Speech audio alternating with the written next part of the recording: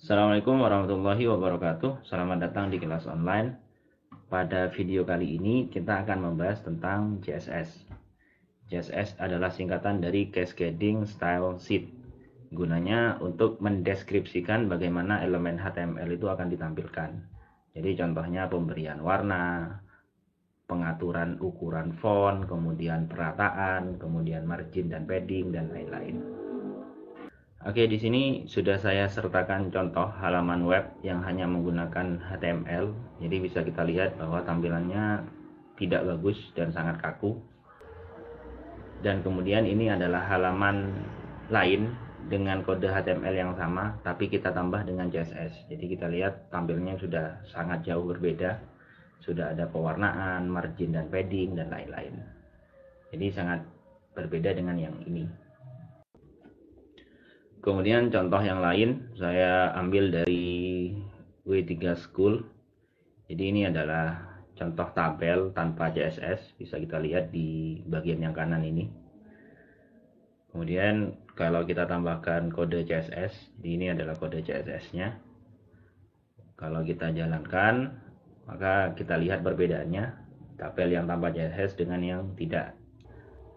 Jadi di sini sudah ada warna, kemudian ada transisi, kemudian ada border, padding, margin dan lain-lain. Sekarang kita akan masuk ke coding. Jadi sebelum kita belajar CSS, saya akan menjelaskan ada 3 metode penulisan CSS. Jadi yang pertama adalah inline, yang kedua adalah embed, dan yang ketiga adalah eksternal. Jadi di sini sudah saya siapkan 3 file yang berbeda. Kontennya sama-sama masih kode HTML dasar, hanya titelnya saja yang berbeda. Jadi silakan teman-teman siapkan dulu, kemudian kita akan coba mempelajari satu persatu. Oke, pertama kita akan belajar tentang inline style sheet. Jadi inline style sheet itu kode CSS akan langsung ditulis pada tag HTML, biasanya disisipkan pada tag pembuka. Oke, sebagai contoh di sini saya akan menggunakan tag P. Kemudian untuk menambahkan kode CSS atau style, di sini kita tambahkan atribut style. Kemudian di dalam nilai ini, di antara petik 2 ini kita bisa tulis semua deklarasi kode CSS yang kita mau. Contoh, kita ingin mengubah warna dari tulisan. Jadi kita bisa menggunakan deklarasi color.2 red. Atau ini disebut dengan deklarasi. Dalam deklarasi itu color ini disebut property, kemudian red ini disebut value atau nilai. Oke, sekarang kita coba jalankan. Jadi bisa dilihat bahwa belajar CSS sekarang warnanya sudah menjadi merah. Kemudian sekarang kita coba tambahkan deklarasi yang lain. Jadi kita boleh menambah banyak deklarasi, dan setiap deklarasi itu dipisah dengan titik koma. Oke, sekarang kita tambahkan text align. Jadi kita akan mengubah perataan teksnya menjadi tengah atau menjadi di tengah. Oke, sekarang kita refresh, maka teksnya akan berada di tengah sekarang. Kemudian ini akan menjadi masalah seumpamanya kita punya beberapa tag yang sama dan kita ingin menerapkan satu style yang sama. Jadi contohnya di sini saya mempunyai beberapa tag P. Dan umpamanya semua tag ini saya ingin warnanya merah dan perataan teksnya di tengah. Maka kalau kita menggunakan metode inline, kita harus copy paste semua style ini pada semua tag yang ingin kita ubah stylenya seperti ini. Tapi di sini bisa kita lihat terjadi pemborosan kode karena style yang sama harus kita tulis berulang-ulang karena harus diterapkan di banyak elemen atau tag.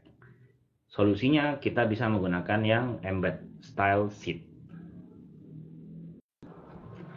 Oke, pertama saya siapkan tagnya dulu. Jadi di sini saya akan membuat 3 tag P.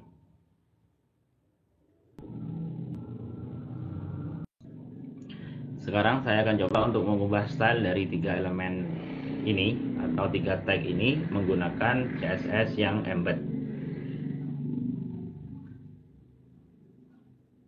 Oke, caranya kita menggunakan tag style yang biasanya ditulis dalam tag head. Oke, jadi seperti ini. Kemudian kita tentukan elemen mana yang mau kita ubah, atau ini dikenal dengan selektor. Jadi di sini kita ingin mengubah elemen P.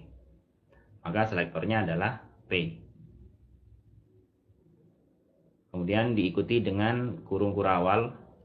Kemudian untuk deklarasinya kita tulis di dalam kurung kurawal ini.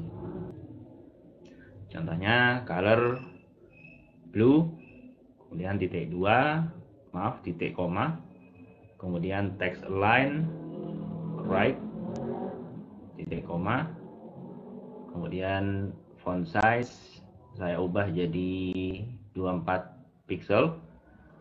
Kemudian kita save, kemudian kita jalankan. Oke, bisa kita lihat bahwa teksnya sudah berubah sesuai dengan deklarasi CSS yang kita tulis. Oke, mungkin biar lebih bagus saya buat center saja untuk teks align-nya. Oke, jadi seperti ini. Jadi dengan satu kode CSS kita bisa merubah beberapa elemen sekaligus menggunakan yang embed style sheet. Tapi kekurangan dari metode ini adalah style yang ditulis menggunakan metode embed hanya berlaku pada halaman tersebut. Jadi umpamanya kita ingin menerapkan kode tersebut pada halaman lain, ya tidak bisa. Contohnya pada halaman latihan2.html ini. Di sini kan juga punya elemen atau tag P. Jadi ini tidak akan berubah. Bagaimana solusinya? Kita bisa menggunakan metode yang ketiga, yaitu external style sheet. Oke, external style sheet itu artinya adalah menulis CSS pada file yang berbeda. Jadi di sini saya siapkan dulu tagnya. Selanjutnya kita akan buat file CSS-nya di sini. Biasanya file CSS itu diberi nama style dan harus berekstensi .css. Kemudian kita bisa tulis semua kode CSS pada file ini. Oke, sekarang kita coba copy paste saja kode CSS-nya.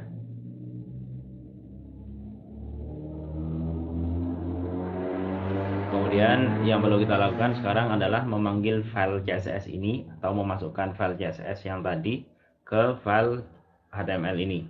Caranya kita bisa menggunakan tag link.